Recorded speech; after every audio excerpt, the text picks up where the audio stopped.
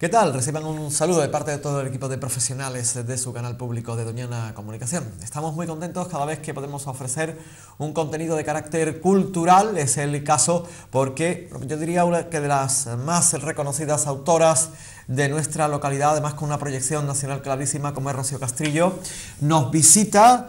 Se lo agradecemos siempre, también por supuesto en esta oportunidad. Gracias a vosotros. Bueno, estamos encantados. Nos trae una novela como las anteriores, preparadas con muchísimo cariño, con mucha dedicación, una gran profesional.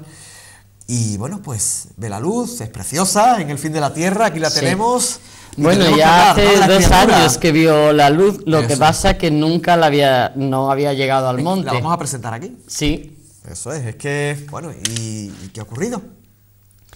Bueno, es algo que tampoco viene al caso, por circunstancias esta novela no se presentó en Almonte y ahora, bueno, había mucha gente que me la había pedido y bueno, pues vamos a llevarla para todo aquel que quiera leerla o regalarla en Navidad. Aquí está la novela, está disponible en la librería Almajara, que por cierto me encanta tener una librería tan estupenda en Almonte. Nos sumamos a esa. Y felicito a Miguel Ángel Aragón por su iniciativa de traernos la lectura a este pueblo, que yo creo que se necesitaba una librería. Ya lo creo que sí. Bueno, ahí estará disponible esta novela, pues llega en un tiempo estupendo, ¿no? Estamos en épocas de Papá Noel, de Reyes Magos.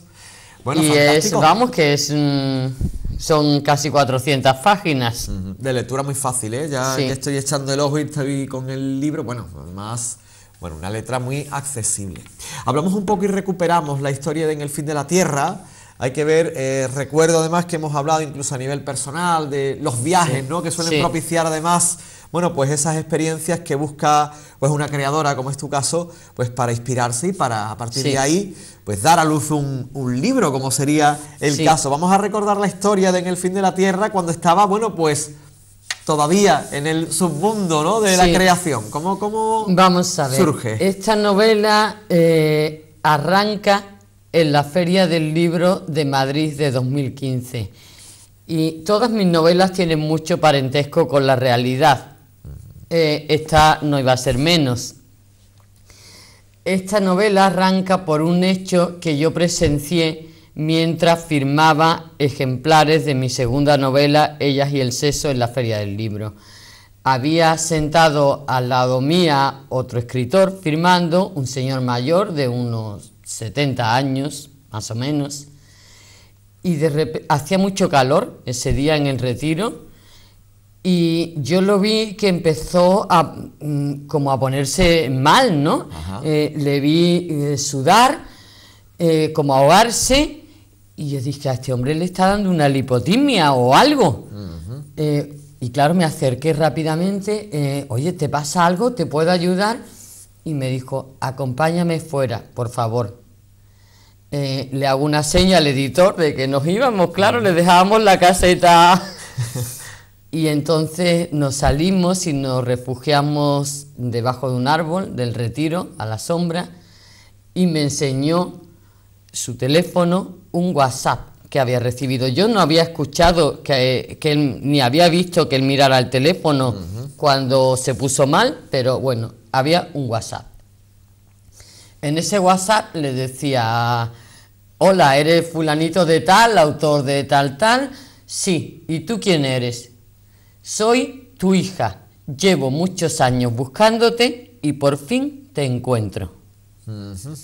Y claro, yo cuando le vi la cara a ese hombre, que según él no tenía noticias de que existía esa hija, y estaba muy impresionado, yo supe que ese era el comienzo de una novela.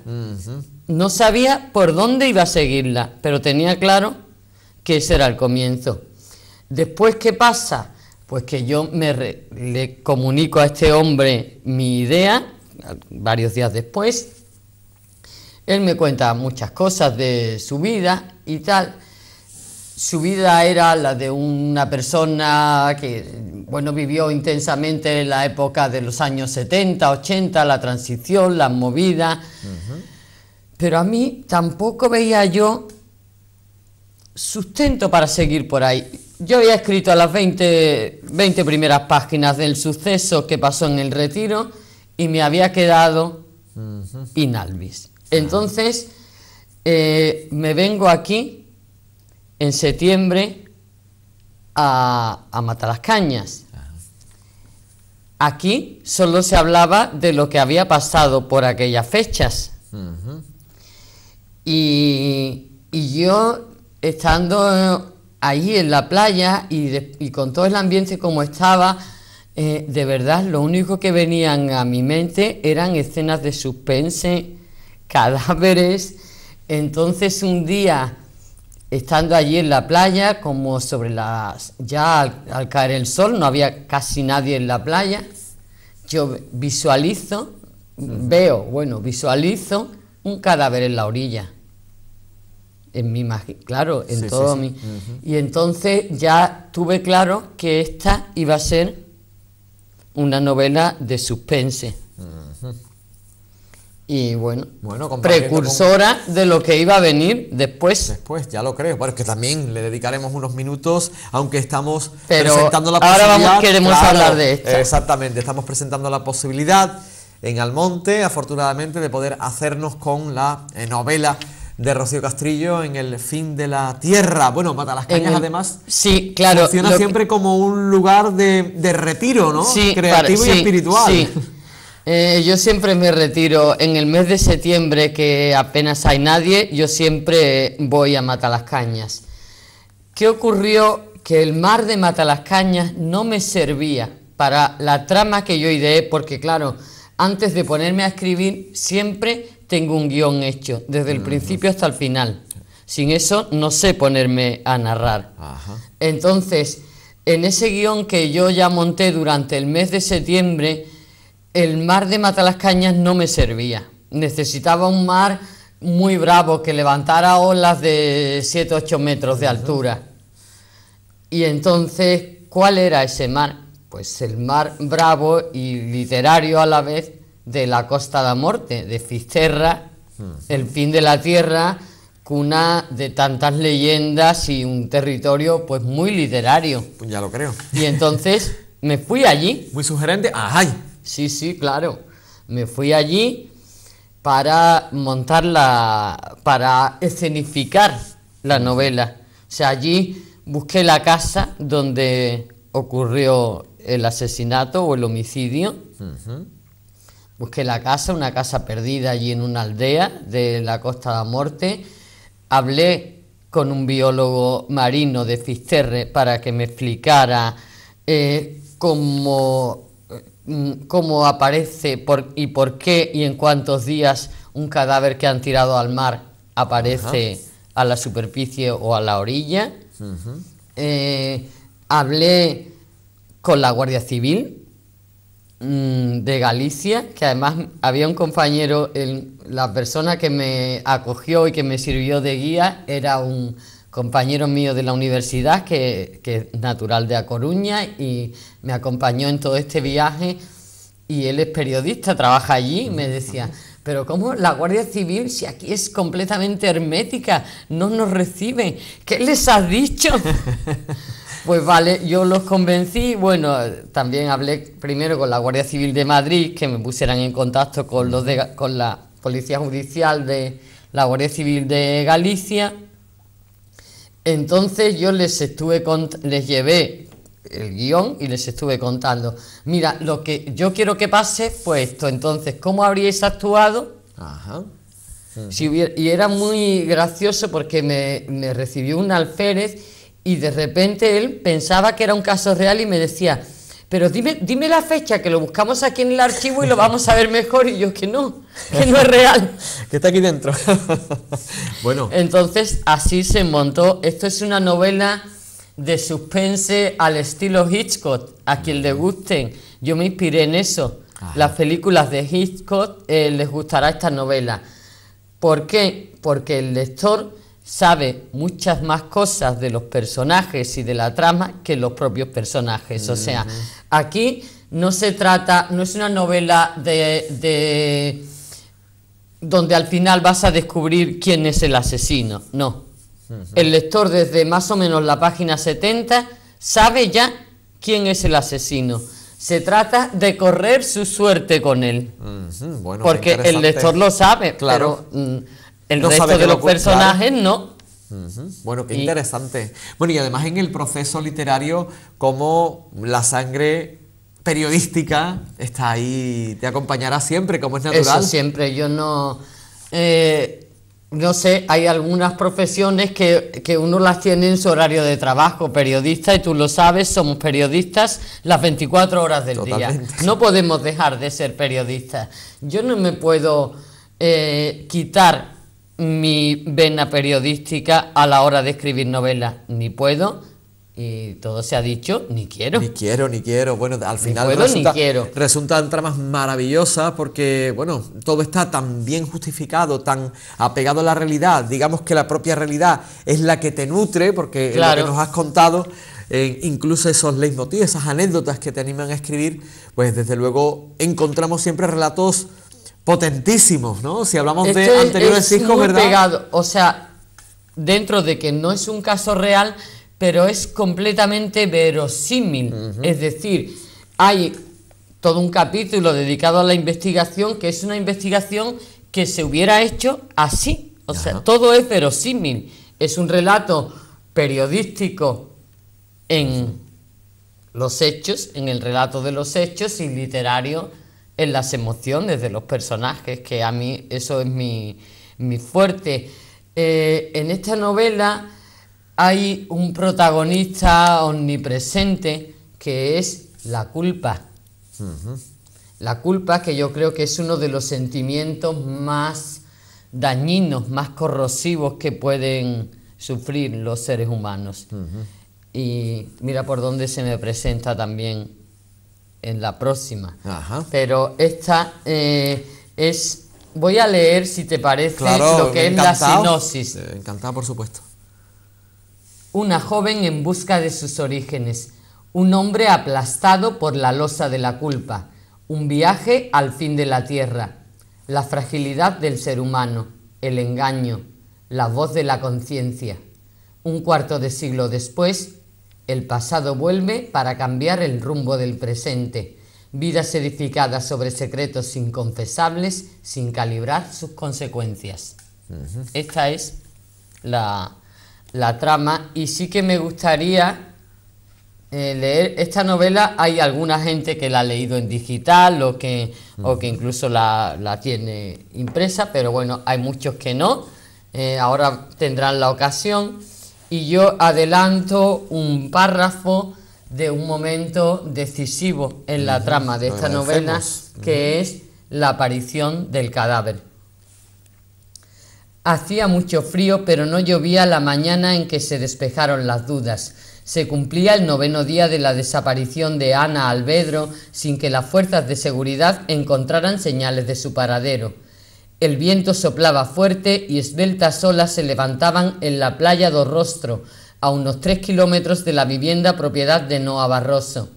Alrededor de las 9 llegó un grupo de jóvenes con sus trajes de neopreno y sus tablas de surf, dispuestos a cabalgar sobre el oleaje alto y rítmico que los maravillaba conforme se iban acercando a la orilla.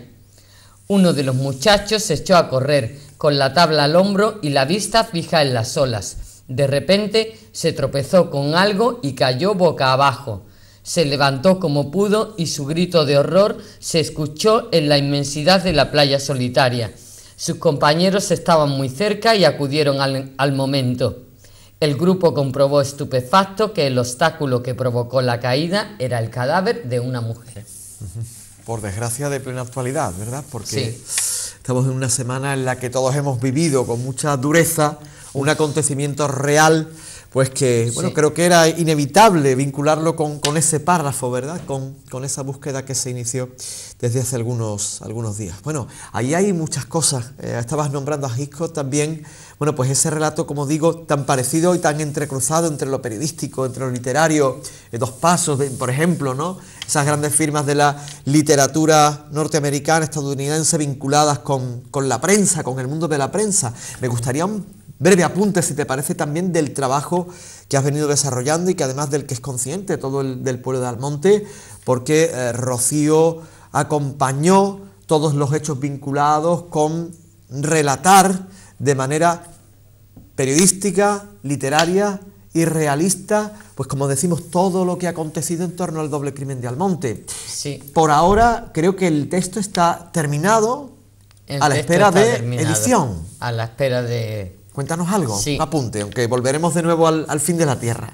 Bueno, este trabajo empezó a gestarse en mi mente antes que en el fin de la Tierra, un poco antes. Podríamos decir el verano anterior. Ajá. Es decir, en el verano de 2014, cuando yo llegué al monte a presentar Ellas y el sexo, esto lo he contado en mi blog hace poco, y supe que la persona detenida por el doble crimen no era ni un rumano, ni un moro, ni un inmigrante, como el pueblo venía especulando. Yo ni de este suceso me cogió, bueno, lejano. Yo no vivo en Almonte, ni siquiera conocía a nadie de los implicados, ni a las víctimas, ni a la persona que entonces fue acusada. Es gente más joven que yo, no me sonaban de nada. Como todo el mundo decían que eran extranjeros, no sé, no trascendía nada.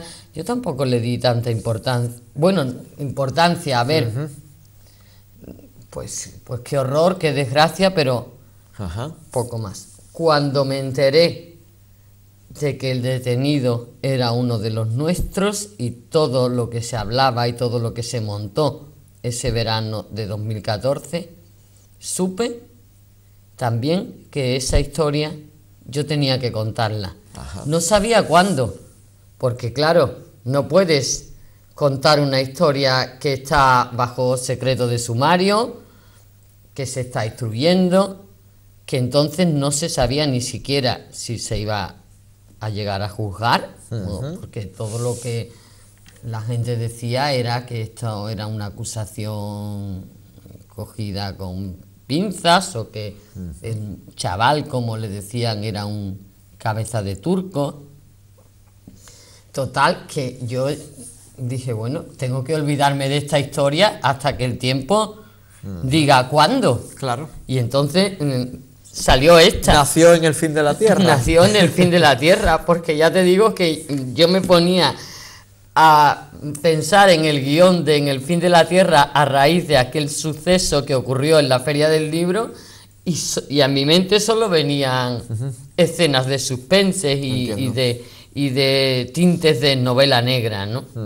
Entonces, bueno, ya cuando sale el auto de hechos justiciables y se anuncia la fecha del juicio, ya me puse en serio a trabajar, porque sí debo decir que desde 2014, desde el momento en que se conoce la detención, yo ya me puse una alerta en Google, doble crimen de Almonte, y claro, todo lo que se publicaba me iba llegando.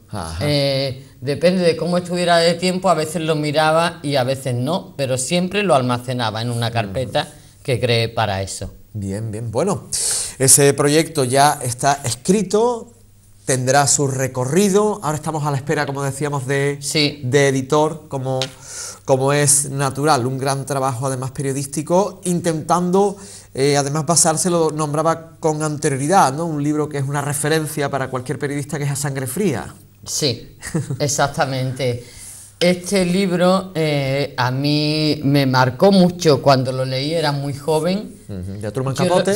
Yo lo leí este libro porque tuve que hacer un trabajo para Historia del Periodismo Universal, que era una asignatura que teníamos en la facultad, y A Sangre Fría se considera, es la primera vez que se considera que se ha hecho literatura de un crimen real. A mí me impactó muchísimo el libro, hice un trabajo de él y años, claro, cuando ocurrió esto, yo ya tenía claro el modelo. Tenía claro el modelo. Entonces, ¿qué hice para escribir el guión? Diseccioné esa novela a sangre fría. De hecho, la nueva novela tendrá la misma estructura, son 4 capítulos de unas 100 páginas cada una. Y vi también una película que se llama Capote, que cuenta la historia, cuenta los pasos que dio Truman Capote para escribir este libro. ¿Y yo qué hice? Pues lo mismo. ¿Lo mismo? Lo mismo, exactamente lo mismo. No, el resultado ya lo dirán los lectores en su momento, pero yo hice lo mismo. Yo me vine aquí, hablé con todas, yo he hecho casi un centenar de entrevistas en Almonte relacionadas a personas relacionadas con el tema. Recopilé toda la documentación, yo tengo el sumario casi entero entre archivos en digital y papeles. De hecho, después entendí por qué los jueces llegan a los juzgados con una maleta, que yo siempre los veía, ¿no? Con la maleta, y yo decía, ¿qué llevarán en esas maletas? Pues ya sé lo que llevan. La documentación de todos estos casos, que siempre es que abulta muchísimo. Muy extensa, ¿no? Yo he ido, esa maleta ha viajado entre Huelva, Almonte y Madrid no sé cuántas veces. Ajá. Bueno, volvemos de nuevo a retomar el hilo, porque digamos que ese hijo que ya está fuera, pero sí es verdad que tendrá que completar su curso y su recorrido hasta que pueda llegar a las manos de los lectores. Pero el que está ahora es este. Eso, estamos hablando... Es este, que es una novela pues de suspense, de intriga, a quien le guste el género. Y yo creo que a cualquiera, porque esto es un caso muy actual, y porque ha habido casos muy parecidos en la realidad al que se cuenta aquí.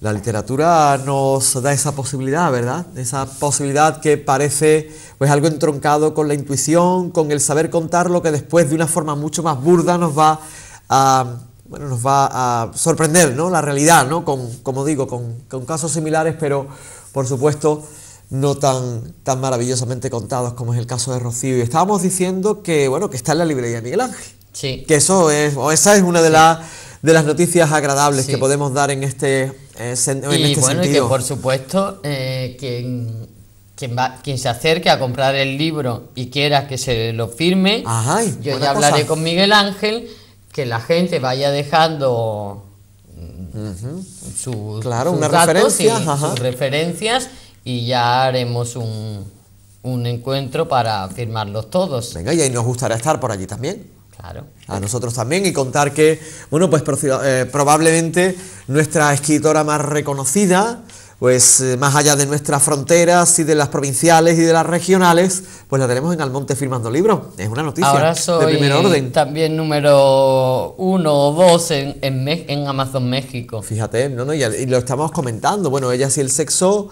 Tendremos que hablar también de las felicidades y de los éxitos que vas cosechando en El fin de la tierra, pero esa novela que además, o este relato, este conjunto de relatos tan curioso y tan llamativo, la verdad es que te ha dado unas alegrías fantásticas. Me refiero a Ellas y el sexo, sigue en Amazon. Sí, estupendamente. Ellas y el sexo, fíjate, es el libro que menos trabajo me costó escribir y el que más se ha vendido, pero con mucha diferencia. Para que tú veas.